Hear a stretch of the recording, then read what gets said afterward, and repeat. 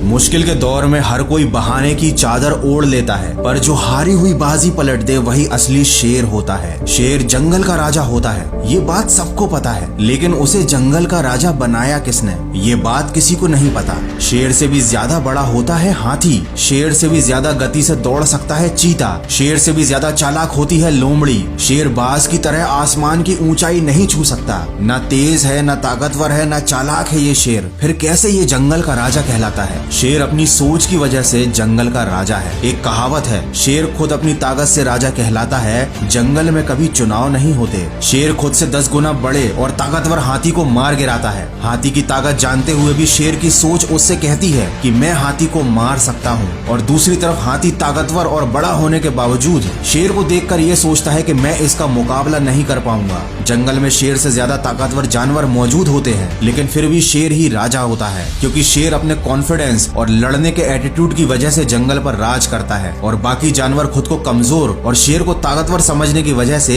शेर से नहीं जीत पाते। याद रखना, अगर आप में काम को लेकर ऐसा एटीट्यूड और कॉन्फिडेंस है कि मैं इस काम को कर ही लूंगा, तो आपको दुनिया की कोई भी ताकत जीतने से नहीं रोक सकती। अगर शेर की तरह जीना है तो सबसे पहले उसकी तरह निडर बनना सीखो। याद रखना, बलि हमेशा बकरे की दी जाती है, शेर की नहीं। वो जंगल का राजा इसलिए है क्योंकि वह मानता है, उसके मानने के कारण ही वो जंगल का राजा बना हुआ है। वो अंदर से इस बात को महसूस करता है, जिस दिन वह खुद को राजा मानना बंद कर देगा, उस दिन वो जंगल का राजा नहीं रहेगा। हमारे जीवन में भी सुबह उठने से लेकर रात को सोने तक पूरे दिन हमारा खुद पर यकीन ही हमारे दिन को संचालित करता है। हम परिस्थितियों के सामने हार ना मानकर उनसे लड़ते हैं, या उनके खिलाफ हार मानकर चुपचाप समर्पण कर देते हैं। ये इस बात पर निर्भर करता है कि हम खुद पर कितना यकीन करते हैं। जिन लोगों को अपने आप पर अटूट विश्वास होता है, वो विपरीत परिस्थितियों में 2-4 कदम पीछे जाने से नहीं हिचकते। वे कदम पीछे हटाने में जरा भी नहीं घबराते, क्योंकि वो जानते हैं कि परिस्थितियों के अनुकूल होते ही वो बहुत तेजी से आगे बढ़ेंगे।